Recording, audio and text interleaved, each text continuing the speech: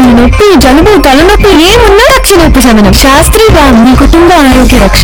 ప్రభుత్వం ప్రతిష్టాత్మకంగా నిర్వహిస్తున్న 4 పథకాలు ఏవైతే రైతు భరోసా, ఇందిరమ్మ ఆత్మీయ భరోసా, అలాగే రేషన్ కార్డ్స్ మంజూరు, తర్వాత ఇందిరమ్మ ఇంట్లో ఈ స్కీములకి సంబంధించి బెనిఫిషియరీ ఐడెంటిఫికేషన్ కోసం మనం సర్వే అనేది చేసుకున్నాము. అది ముగిసింది. ఈ రోజు నుంచి గ్రామ సభలు, వార్డు సభలు స్టార్ట్ అయినాయి. సో ప్రతి గ్రామంలోనూ ప్రతి మండలంలోనూ కొన్ని గ్రామాలని ఎంపిక చేసుకొని ఈ రోజు చేస్తున్నాము. 21 నుంచి 24 వరకు ఈ గ్రామ సభలు, వార్డు సభలు నడుస్తాయి.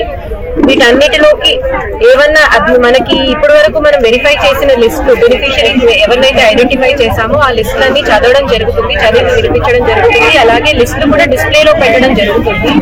ఎవరికన్నా ఏమన్నా అభ్యంతరాలు ఉన్నట్టయితే వాళ్ళు తెలపొచ్చు గ్రామ సభల్లో.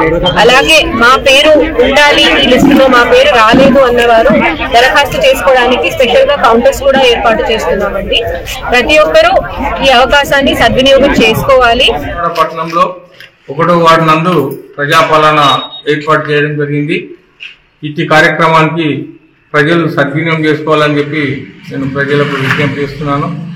ఎందుకంటే రేషన్ కార్డు కానీ, ఇందిరమ్మ ఇండ్లు కానీ, ఇంకా ఏమన్నా మనకు లేకపోతే వాటికి అప్లికేషన్ పెట్టుకోవచ్చు.